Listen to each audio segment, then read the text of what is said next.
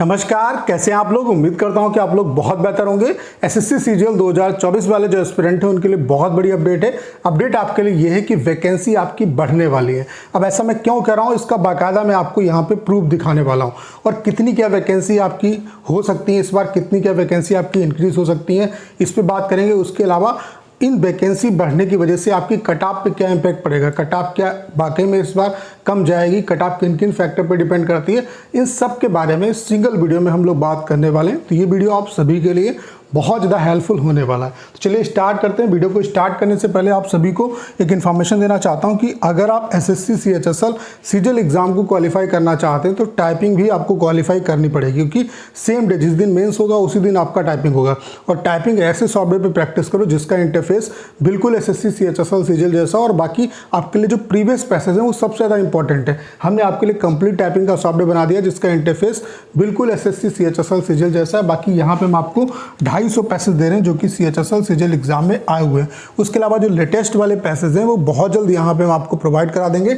एक दिन का जो डेमो है वो आपका बिल्कुल फ्री है। मैं आप सभी से जरूर कहूँगा एक बार डेमो जो दीजिएगा। डेमो का लिंक डिस्क्रिप्शन और कमेंट बॉक्स में पिन किया हुआ है, वहाँ से आप डेमो दे सकते हैं। और अगर आप डेमो से सेटिस्फाई होते हैं तो अपना जो बेस्ट प्लान है वो परचेज कर सकते हैं। सबसे पहली जो अपडेट आपके लिए आई है वो मिनिस्ट्री ऑफ कोल की तरफ से आई है। मिनिस्ट्री, इससे आप देख सकते हैं ये राज्यसभा के क्वेश्चन आंसर वाले स्लॉट में जब आप जाएंगे तो वहाँ पे आपको ये जो पूरा मतलब डिटेल है इसके बारे में पता चल जाएगा। यहाँ पे मिनिस्ट्री ऑफ कोल में यूपीएससी को भी कुछ वैकेंसी भेजी गई हैं और एसएससी को भी कुछ वैकेंसी भेजी गई है। तो कितनी क्या वैकेंसी भेजी गई हैं तो यहाँ पे आप देख सकते हैं। For recruitment process for filling up of 10 vacancies group A. Group A का मतलब जो वैकेंसी आपकी यूपीएससी के थ्रू भरी जानी है।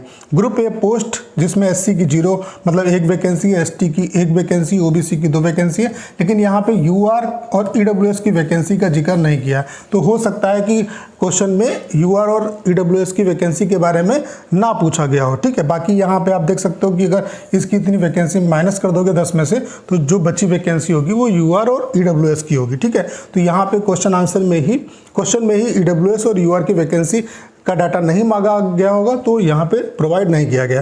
तो यूपीएससी के थ्रू 10 वैकेंसी भरी जानी है और ये जो वैकेंसी है वो यूपीएससी और एसएससी दोनों को भेजी जा चुकी है, यानी कि ये वैकेंसी आपको देखने को मिलेंगी। उसके अलावा आप देख सकते हैं and 147 group B and group C की जो वैकेंसी जो एसएससी के थ्रू फिलअप होती हैं उसको भेजी जा चुकी हैं। 147 वैकेंसी, यानी कि ये 147 वैकेंसी इस बार आपको मिनिस्ट्री ऑफ कोल के अंदर देखने को मिलेगी, जिसमें आप देख सकते हैं एससी की 20 वैकेंसी है, एसटी की 9 वैकेंसी है, ओबीसी की 38 वैकेंसी। बाकी ईडब्ल्यूएस और यूआर की वैकेंसी का डाटा यहाँ पे भी नहीं दिया गया। तो ये आपके लिए बहुत बड़ी अपडेट है कि 147 जो वैकेंसी है ये आपकी एसएससी में इस बार सीजीएल के थ्रू आपकी आने वाली है और ये आपको देखने को मिलेंगी।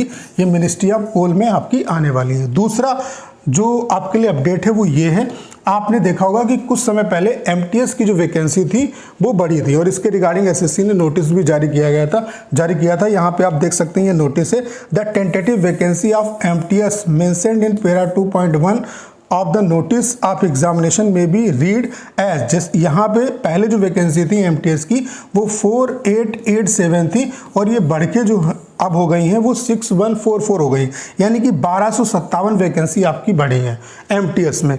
अब ये कौन सी वैकेंसी बढ़ी है तो वो मैं आपको दिखा देता हूँ। ये जो वैकेंसी बढ़ी है ये ईसी की वैकेंसी बढ़ी है।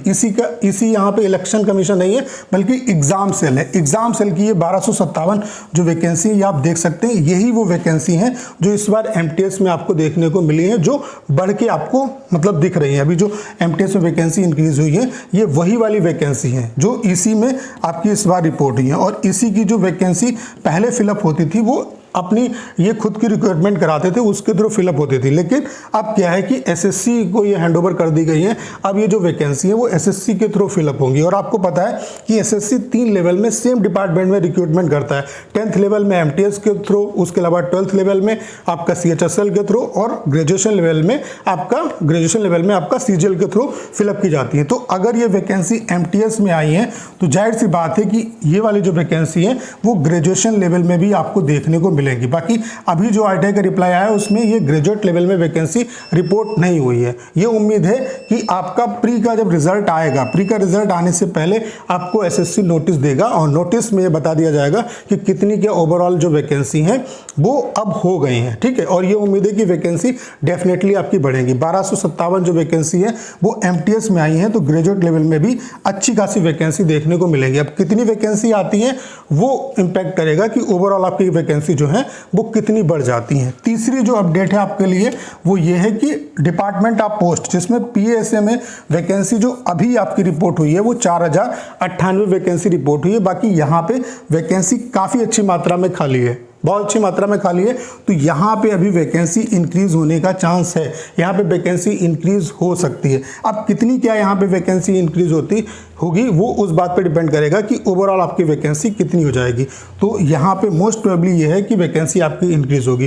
तो 3 जगह पे आपकी वैकेंसी जो है, ये मैंने आपको बता दिया कि यहाँ पे वैकेंसी आपकी इंक्रीज हो सकती है। तो ओवरऑल कितनी क्या वैकेंसी आ सकती है, देखो ये तो श्योर है कि वैकेंसी आपकी इंक्रीज होगी। वो यहाँ पे जैसे पीएसए में कितनी इंक्रीज होती है, उसके अलावा ईसी में कितनी आपकी वैकेंसी आती है और 147 वैकेंसी, तो ये आपकी इंक्रीज, मतलब ये तो आपको इंक्रीज होकर देखने को मिलेगी, ठीक है। तो ओवरऑल कहने का मतलब ये है कि वैकेंसी आपकी बढ़ेगी और वो वैकेंसी आपकी 20,000 के आसपास पहुंच सकती है।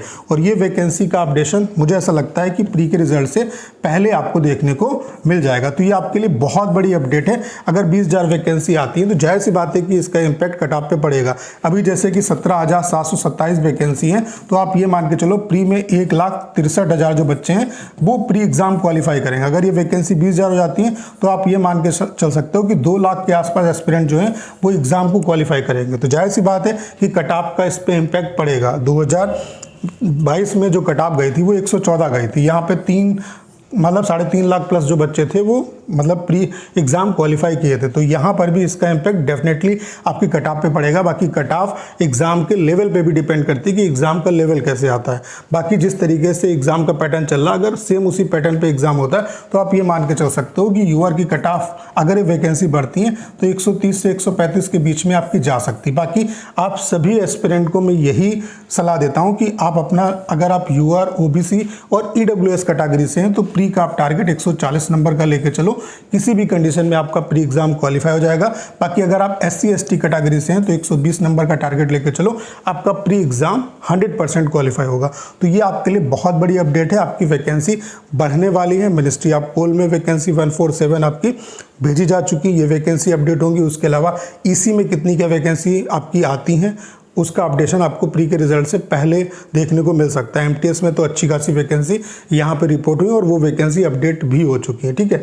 बाकी पीएसए में कितनी क्या बढ़ती हैं, तो ओवरऑल ये अनुमान है कि वैकेंसी आपकी बढ़ेंगी और वो कितनी हो सकती है, 20,000 तक पहुँच सकती है। हो सकता है 18,000 हो सकता है कि 19,000 हो, तो वो डिपेंड करेगा कितनी क्या वैकेंसी आपकी इनमें बढ़ के आपकी आती है। लेकिन ये श्योर है कि वैकेंसी आपकी बढ़ेगी ज़रूर। तो उम्मीद करता हूँ सारी जानकारी आप बहुत अच्छे तरीके से समझ पाए होंगे। करना क्या, इस वीडियो को शेयर करना है। उसके अलावा अगर आप चैनल पर नए हैं और आपने अभी तक इसे सब्सक्राइब नहीं किया है तो प्लीज़ चैनल को सब्सक्राइब करना मत भूलिएगा।